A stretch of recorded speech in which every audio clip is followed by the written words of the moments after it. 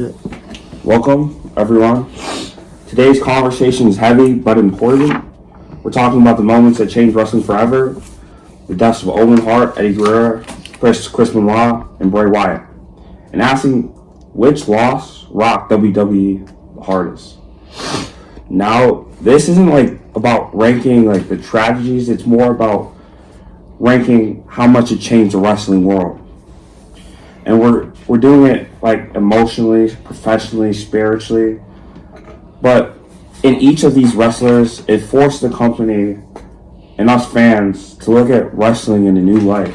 Would you guys agree? Mm-hmm. No, 100%. So yeah, this isn't just an episode for cheap reactions or dark curiosity. We're doing this because these are real people who gave their lives and their art to the wrestling business and to the fans in general.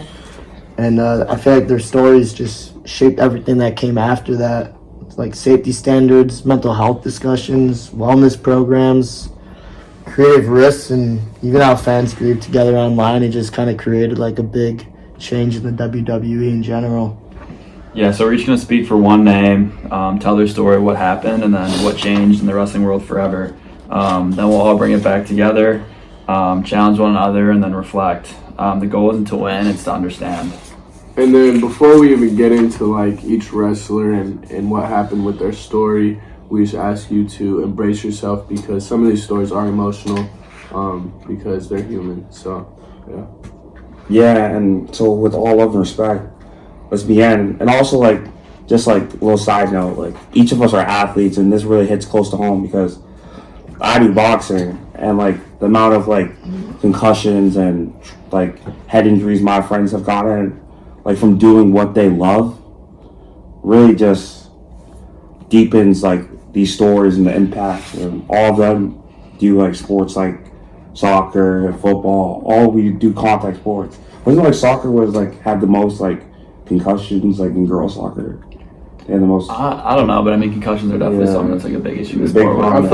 Football as well. You see that all the time. And I feel like it comes down to each four of these dudes had people that looked up to them, and it's just a tragic for them to pass away and have such a big impact on the sport. So, yeah. Yeah, I think also all four of these dudes are legends of the sport. Mm-hmm. And for all them to pass, it's a super serious and big thing. It just shows that it's more than just a scripted thing. And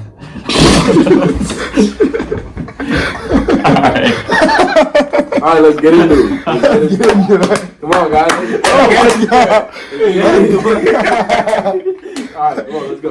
Let's get it. So who we got first? So, first up, we got... I'm going to start with Owen Hart. Because for me, this is the night that the curtain really truly fell. The night that the wrestling illusion completely shattered. Let me give you a little backstory. It's May 23rd, 1999, Kempe Arena, Kansas City. Over the Edge pay-per-view. Owen's alter ego, the Blue Blazer, very acrobatic person, lighthearted superhero parody, cape mask, big theatrics. The idea of the night was simple. Descend dramatically from the rafters like a comic book hero like he's done so many times before. But this time, the production wanted to go bigger. It wanted to reach more people, wanted the stunts to be bigger, and this made safety not the main issue. A quicker release harness was attached so he could drop and detach smoothly on cue, and they hired a new rigging crew, different gear, and less redundancy. So they changed up the routine completely. At around 7:45 p.m., the arena lights dimmed, the crowd was buzzing. Owen joked with the riggers in the rafters, like typical Owen fashion. He was also a prankster, even sexy before performing, and he gave a thumbs up, not really thinking about what's going to happen. Because, when you do something all the time, when you guys play sports and you do something all the time, you're not really thinking the worst. The you're worst. Not expecting the worst. The next play is just another play. Exactly. 100%. I kind of can relate to it in the sense where it's one time I was boxing and I got hit with a shot, and I always spar and every time, but then this shot completely took me out. Mm-hmm. And I couldn't when you get hit with a shot and you can't breathe for a second, or your days. And that just maybe like one moment I was fine, the next moment I'm just like, what's happening? Yeah. Your brain doesn't even have time to process what goes on. Yeah. So. Yeah, and then suddenly something went wrong. The quick release trigger activated prematurely. Owen plunged 78 feet into the ring. He hit the turnbuckle chest first and then fell backwards. 78 feet. Yeah. That's insane. I know.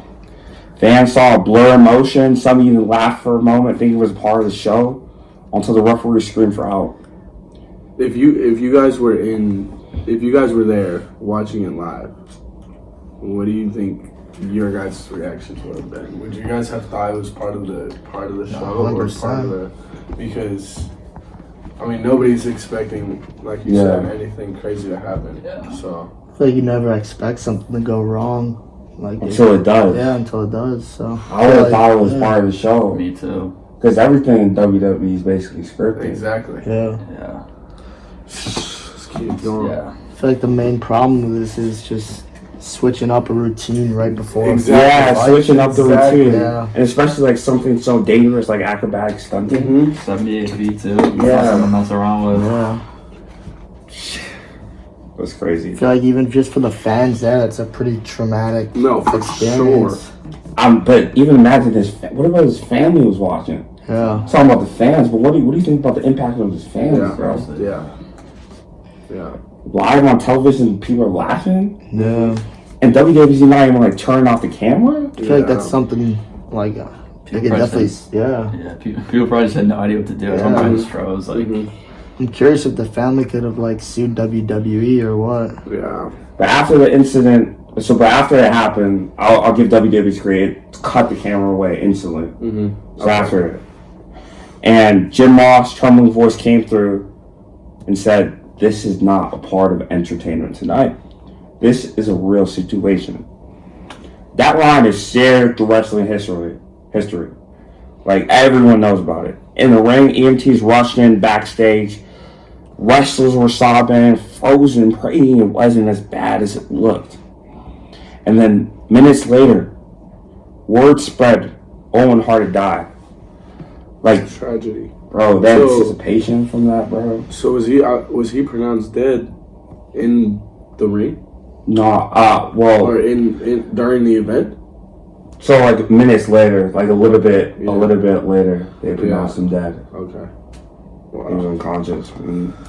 Jeez. I feel like that would just strike fear in every other WWE fighter that something could go wrong with them in the future. Yeah, that's true. It's straight fear, but also makes people think like there needs to be a change Yeah, 100%.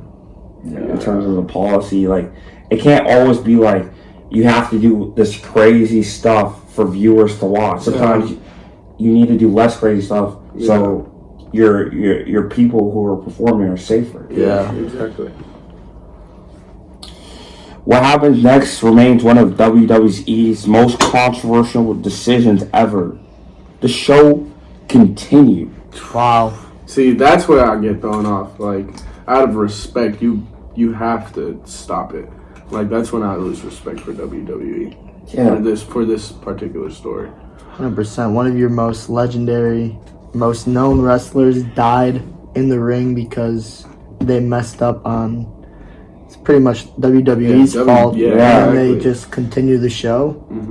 It's disrespectful to the family, to the fans. After a guy gave his life for your business, and just that's crazy. yeah, especially Owen Hart too. Like with that happening, I feel like they should have done more than just continue the show. They probably should have stopped like a week Yeah. or two. Exactly. Just let everyone reflect and And they should have sent all the fans home right when that happened.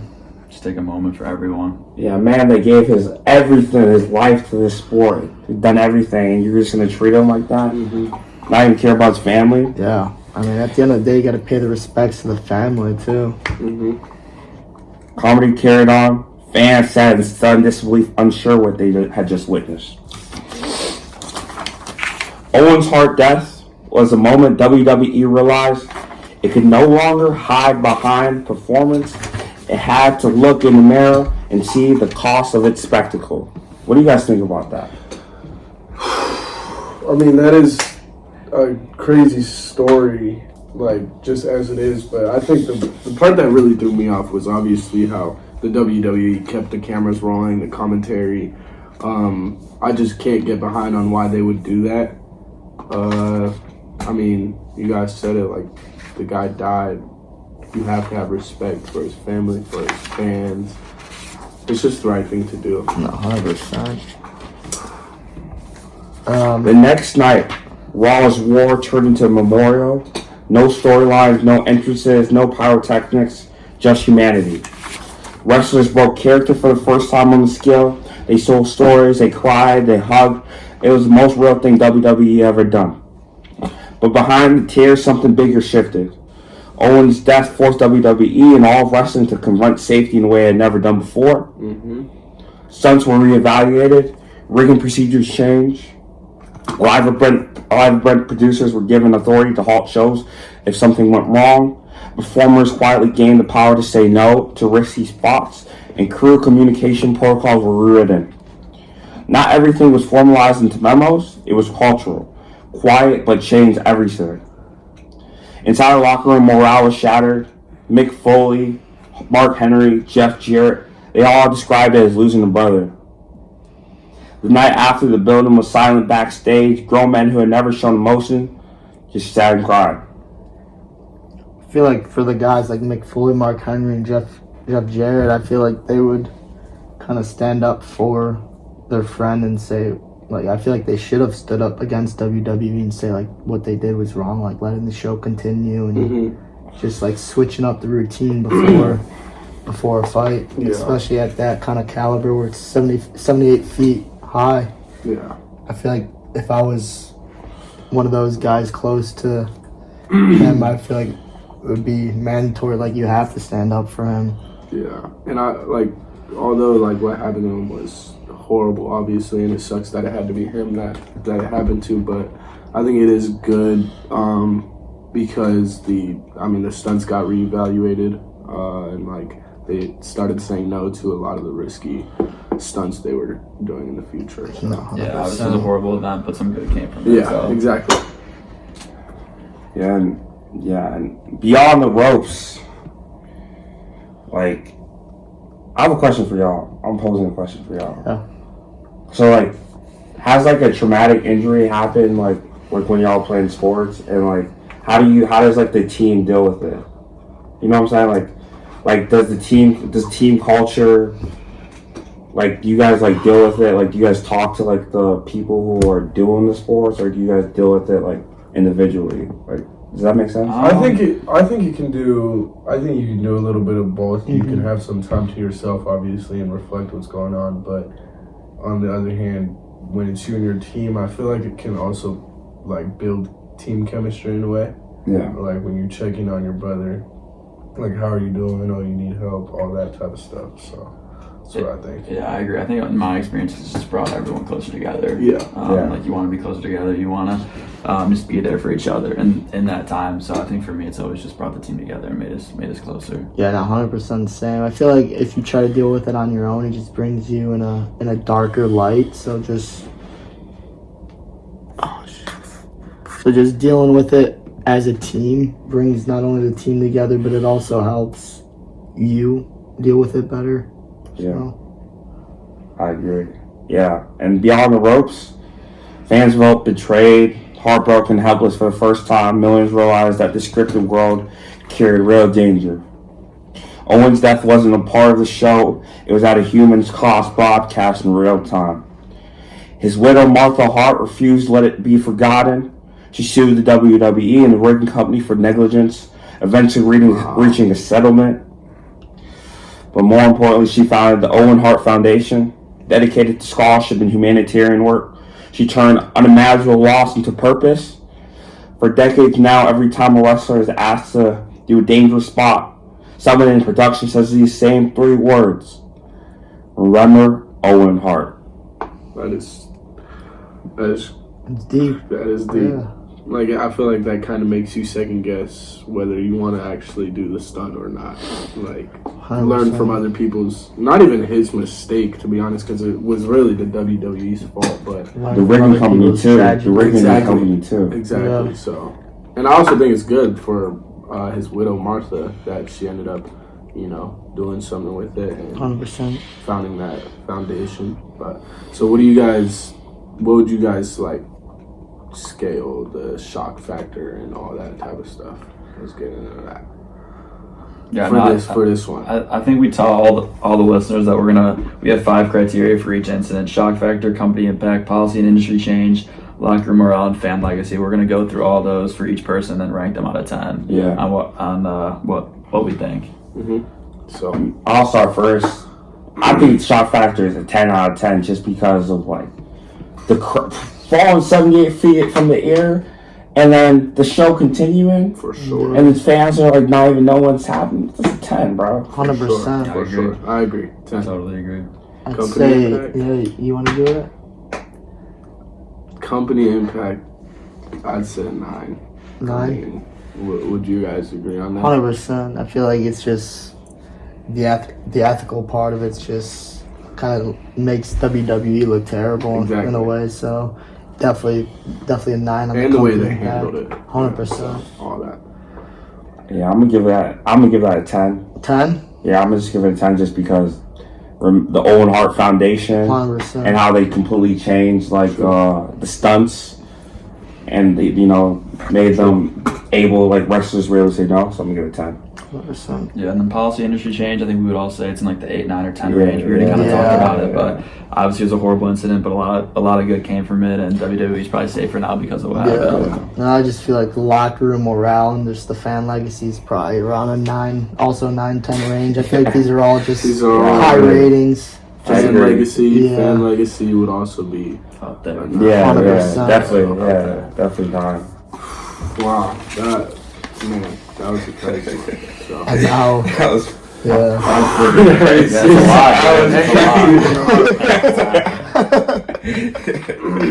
Some deep shit, yes sir. Next up, Now moving on to Eddie Guerrero. Eddie Guerrero's passing was on November 13, 2005.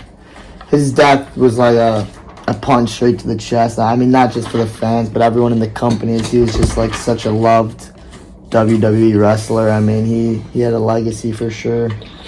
And Eddie wasn't just a legend. He was just family to everyone in the WWE industry.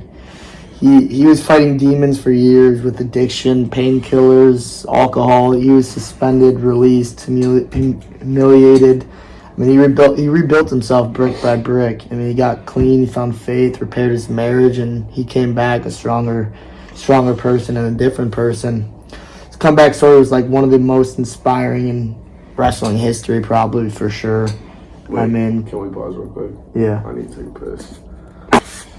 When he won the WWE Championship in 2004, the image of him collapsing in tears, confetti raining down, that was more than just a title win. It was a redemption on live TV. And fans didn't just cheer for him as a character; they loved him as a man who fought back from hell, and who was more than just a WWE champion. He was a guy that had much more character to him. And the morning of his death, he was found unresponsive in Minneapolis hotel room by his nephew, Chavo Guerrero. The cause was acute heart failure, likely linked to like just years of stress, substance use, and physical wear. I mean, he died at the age of 38, which is crazy because that's such a young age. I feel like, that's probably so much trauma on, who was it, his nephew? Yeah, 100%. Yeah. Yeah, that's. And also, like, bro, like, imagine, like, coming back from addiction and then you just, like, he just died from heart failure. It's a great Yeah. story. Like it sucks because he came from like Yeah. he hit rock bottom And he went off. all the way back up. Just Yeah. to like, Yeah, you guys think his heart failure was just due to substance abuse, or you 100%. also Yeah. think the physicality of Probably. pro wrestling has something to do with it? Just I think everything. it's definitely both. Yeah. It gotta be I both. agree. I feel like majority Absolutely. just the subs. I feel like majority of the substance abuse, obviously. For sure. Yeah. Yeah, just a mix of the two. 100%. Yeah. But like, he could have been using those substances to like, for wrestling. you Yeah. know, Yeah, it's That true. as To well. help him, like, And then he just caught an addiction Yeah. on the way, so Yeah. it's probably a little bit of both. But yeah, I mean, the wrestling world froze the next 2 nights. WWE canceled all storylines and produced 2 tribute shows. Wrestlers cried openly on camera. Chris Benoit collapsed during his eulogy, unable to continue. Rey Mysterio could barely speak, and these weren't segments; they were human breakdowns. I mean, from that, I feel like at least the WWE learned a little bit, like how to handle the situations better. So I mean, that's definitely a positive there. I feel like this is a lot different though because it wasn't like on air. Yeah, no, I His mean, passing yeah, wasn't on air. Like, 100%, like today, yeah. So yeah, it's probably easier to deal with. yeah.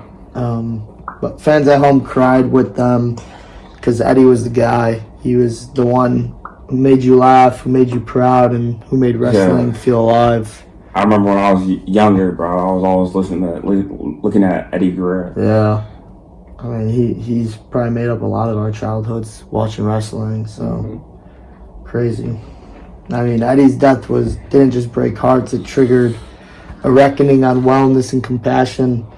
I mean, at the time, WWE's schedule was brutal with 300 days a year, cross-country flights, painkillers just to function. After Eddie's death, Vince McMahon announced the WWE wellness policy, a comprehensive drug testing and health initiative. It wasn't perfect, but it was. I mean, it's definitely progress. The conversation around addiction shifted. Wrestlers were encouraged to seek help instead of hiding pain, and the macho culture of work through everything started to crumble, and people started to really, I mean, share their feelings and kind of like open up and talk about their experiences. And creatively, Eddie's absence reshaped storylines, and Rey Mysterio's title run became a tribute to his best friend. And crowds chanted Eddie, Eddie, Eddie during every big match for years. His lie, cheat, steal persona, once a joke, became a mantra for underdogs everywhere. Even now, nearly 20 years later after his death, his presence is felt every time a Latino wrestler steps into that ring. And from Sasha Banks, Frog Splash, to Dominic and Ray carrying his memory, Eddie's influence is honestly generational. Yeah, Eddie's death made being vulnerable cool. I think, especially as big like macho man, you want to portray that you're strong. Mm-hmm. But sometimes you're just not strong. You just need people to like talk to. So I think that goes for like not even if you're a big macho man, just like as yeah. boys in general, like Yeah. getting like growing up. I feel like there's a lot of people saying like, "Oh, like you're a boy, you don't cry." No, basically. 100%. What's it at? 10.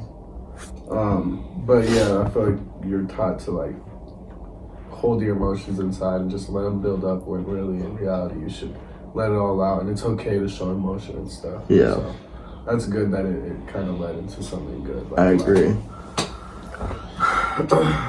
yeah, And I mean, exactly. I mean, just before Eddie, it was rare to see wrestlers cry publicly. And after Eddie, grief became part of the culture. I mean, it was honest and visible. I mean, I feel like the culture dilemma of men can't cry or boys can't cry have changed a little bit, which is honestly good for us, I guess.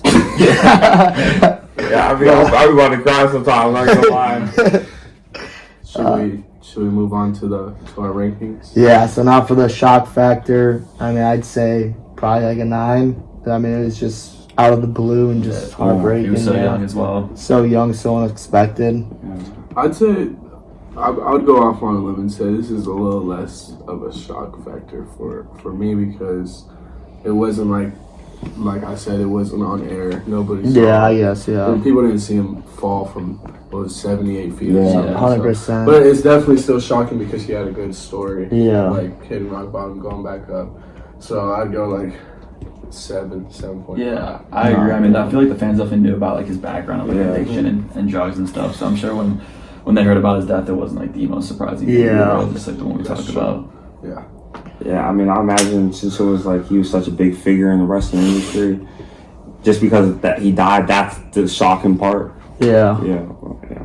I mean, for the company impact, I'd say probably like a 9. 8, 9. He was such a big fighter. Yeah. Oh, yeah. And then they just started doing the drug tests and stuff, the wellness program. Yeah. I mean, that also ties into the policy and industry change.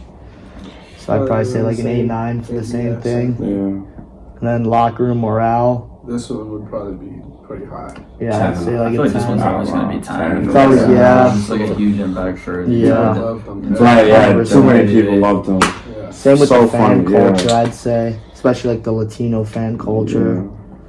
Yeah. Yeah, I I mean, feel like these are all going to be pretty shocking. yeah, pretty 100%. Bringing people together. And stuff. I agree. But yeah. Viva la Raza lives forever. Yes, sir.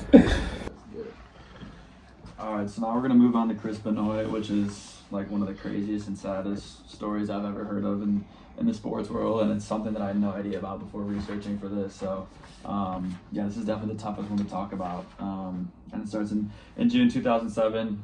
The wrestling world faced its darkest moment. Chris Benoit, one of the most respected in-ring performers of his generation, committed a horrific double murder-suicide, taking the lives of his wife Nancy and 7-year-old son Daniel before taking his own. Let's be clear, we are not honoring or excusing this act. We're more talking about the impact, because ignoring it doesn't help anyone understand how wrestling changes afterwards. We still have to look at the impact of wrestling, even though it's a horrific act that was committed. So when the news first broke, WWE believed it was a tragic accident. They aired a full tribute show. The next day, the real truth came out, and everything imploded. WWE immediately pulled all Benoit content, canceled all of his merchandise, and scrubbed his name from broadcasts.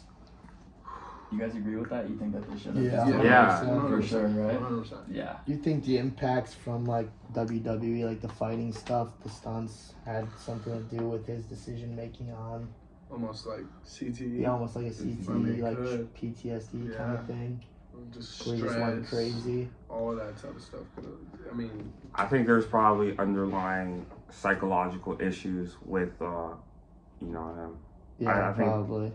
I don't know if it was the WWE. I mean, yeah, I feel like no matter what, if you're doing that, you probably have something going on Have to. wrong. You have to have Have something wrong with you Yeah. for sure, Yeah. mentally. Yeah. Yeah, I feel like people know that WWE is scripted. They don't really think about like the toll that Yeah. it can take on people and like the physicality that the wrestlers I have to agree. face Yeah. every single day. So that stuff easy to ignore just because they know it's scripted. 100%. Yeah, and that the brain cell is something that we'll go into. So the aftershocks went far beyond PR, and it forced the entire WWE to confront mental health and brain injury head on.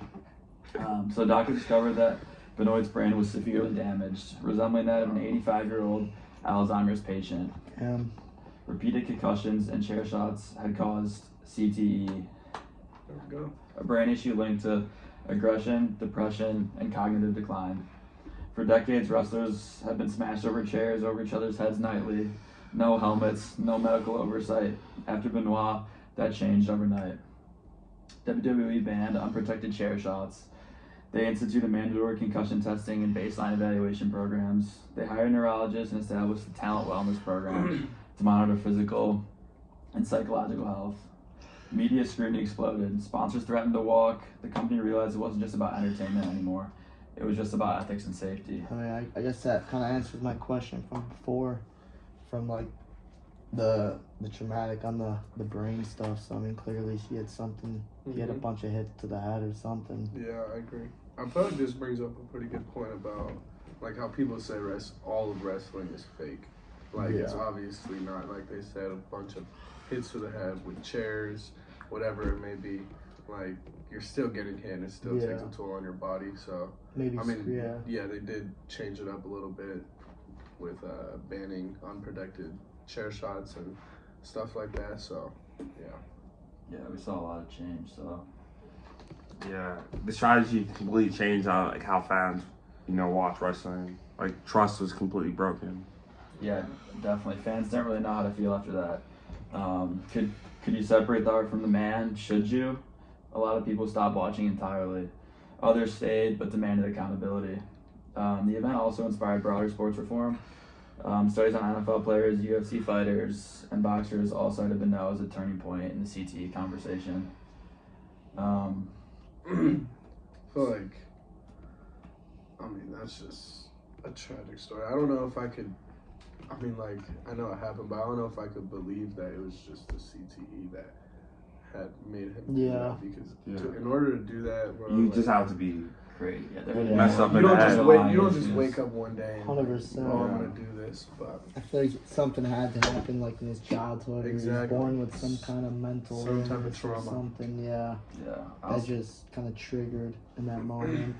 I also wonder if you could look at his fights and see if he was a maniac. more involved in the Yeah. the physical side. Like if he got hit on the head Yeah. more, That's more true. than other fighters. I feel like that'd be an interesting side to look at. 100%. So now we'll move into the 5 criteria. Shock factor. What do you guys think? You guys think this is up there? 10. 10 by 100%, far. yeah. 10 by Yeah. I think if I called my situation a 10, this one, my situation had to be 9. This one had to be 10. Yeah. Now, I agree. Yeah. They're both shocking, bro. but They're both 10s. killing your whole family. And then killing yourself after. Yeah, bro. Crazy. Yeah, that is insane. I feel like for company impact, it also probably goes 10 out of 10. I mean, WWE took a huge hit to the Yeah. brand after one of their great fighters did something that crazy. Yeah, I feel like they probably lost a lot of fans. 100%. A lot of watchers. Yeah, and the policy industry change, I would also say 10, just like that. And also had an impact on other industries, like we saw the NFL, the Yeah. UFC. They started to look at that stuff and look at how brain injuries impact things. Looking at locker room morale. We kind of talked about how that's always going to be high for the entire WWE when one of your fighters Yeah. passes away. So I feel like it's a pretty tight culture between all of them. They're with each other a lot. So, I mean, I feel like it's always going to be a 9, 8, 9, 10. So I'd probably say a 9. And then fan culture lastly, what do we think? This one's probably going to be a little The lowest, yeah. lower. The answer lower. I agree. 5. I'd probably say Maybe. 3, 4, 5. 6. 7. That's no, it. yeah. This is overall just a crazy story, and it'll be a black book of wrestling history, but it's definitely something you got to talk about when you look into the WWE. So Yeah. Can't leave it in the dark. Yeah, That's for sure, that's true. All right. move on to our final Moving guy. on to our final guy, which is going to be Bray Wyatt. So, let's just get into it. So we're going to fast forward a little bit to a more recent loss. Bray Wyatt, real name is Wyndham Rotunda. Bray's passing in August 2023 stunned the modern wrestling world, especially younger fans who grew up watching him reinvent the boundaries of storytelling. Another young passing, just age 36. Bray had already built a mythology that blurred horror, cinema, and performance. The Fiend, Firefly Funhouse, Follow, The Buzzards. He wasn't just a character, he was a universe. His death was sudden. He'd been off TV recovering from illness that was reportedly close to returning. Then news broke that he'd passed away from a heart condition. The announcement came directly from Triple H on social media. Within minutes, millions of fans across the world were lighting lanterns in his honor. I feel like that just shows how big of a name he was, just not even as a wrestler, but connected to the fan base as well. Mm-hmm. Yeah. I wonder why, or if he was tied to Triple H, or why. Why Triple H was the one that Yeah. put it announced out. it. Yeah. Mhm. I don't know. I guess maybe they were good friends or Yeah. something. And then, unlike the previous tragedies, Bray's loss wasn't tied to negligence or scandal. It was pure heartbreak. He was a young father, a creative mind, and someone universally respected. across the board. So everybody liked him. He was well known. I mean, the fans loved him and all that type of stuff.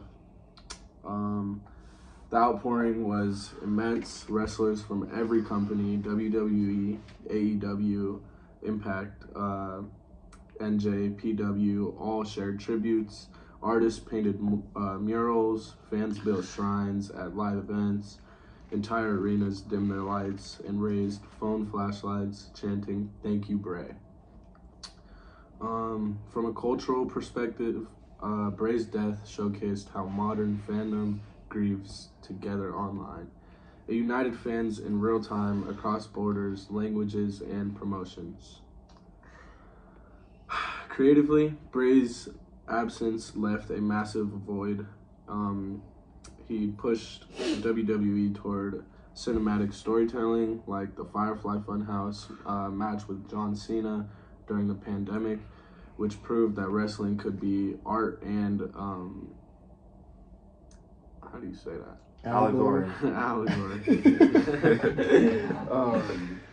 But yeah, his fingerprints remain in how WWE now builds atmosphere uses lighting, sounds, and mythic motives. Even merchandise sales after his passing shattered records, showing just how deeply he resonated with the fans. So it's pretty clear that the fans loved him, and I mean, really everybody did. So Yeah, it felt like losing the visionary in real time, honestly. yeah. And then because it wasn't just loss, it was exposure. It showed the world how fragile the line between spectacle and safety really was. I mean, yeah, I agree. I mean, Eddie's changed hearts, but Owens changed conscience.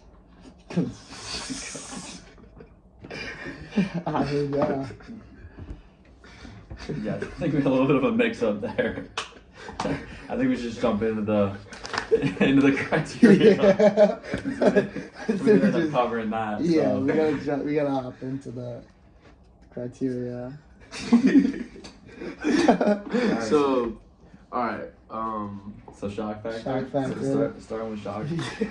Shock factor. We I'd say shock factor, like, obviously it's so sudden and tragic. I'd say it's 9.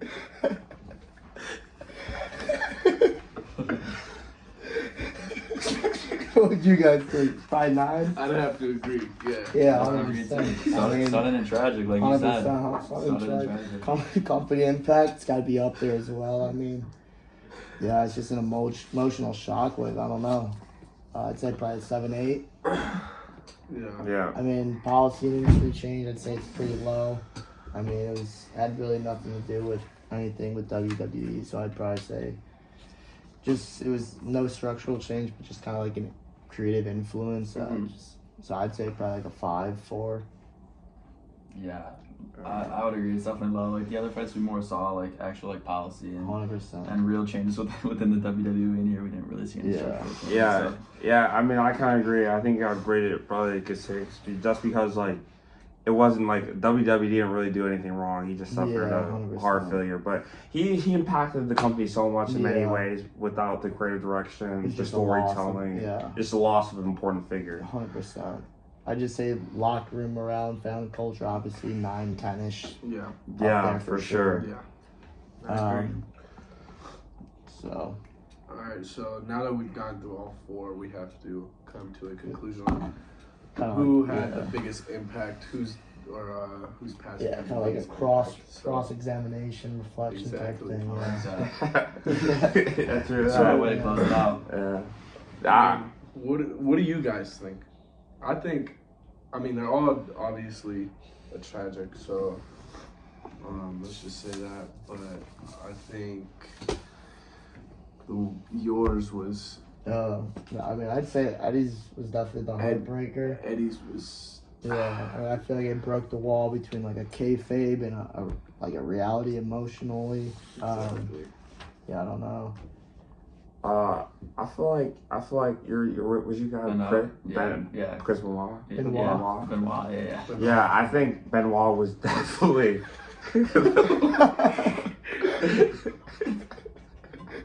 It's definitely the craziest one. Yeah. That was, I don't know, dude. Bro, I killing know your whole because- family. So it's like a Killing your systematic big- earthquake. Killing your whole family.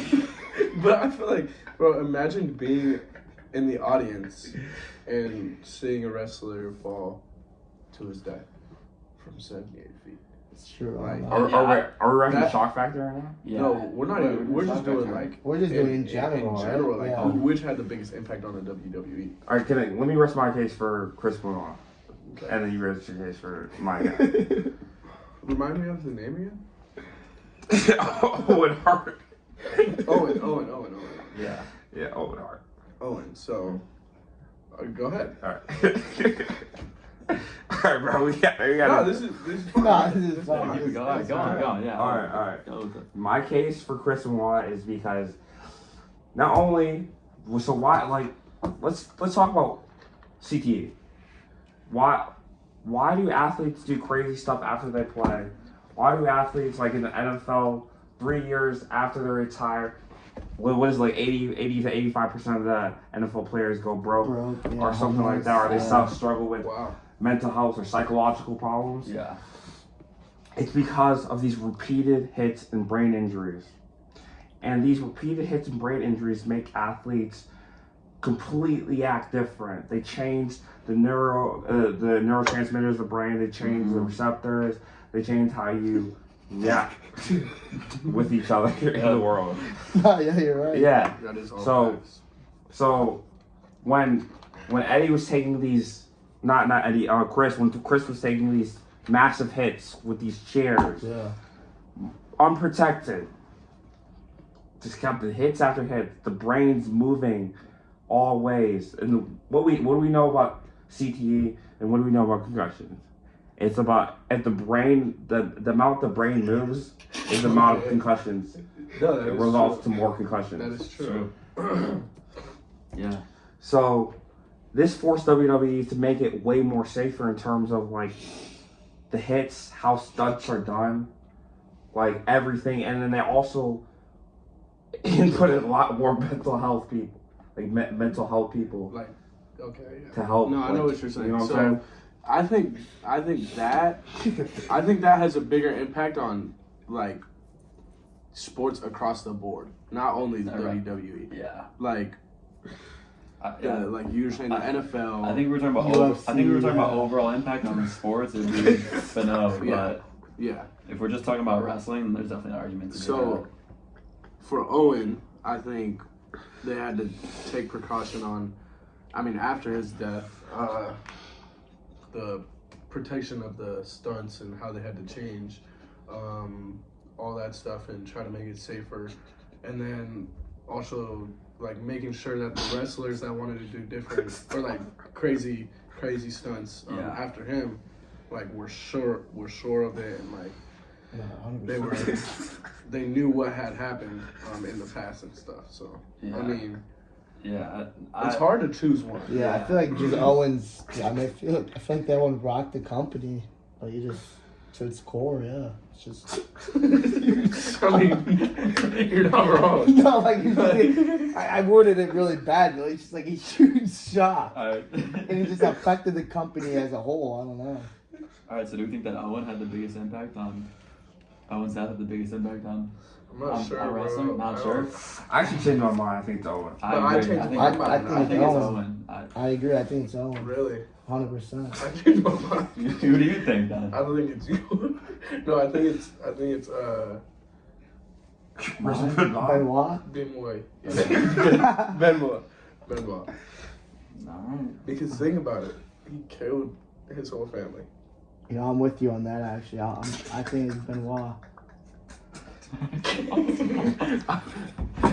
Wait. And then I think just we came to the conclusion that I think we said Benoit was the Winner.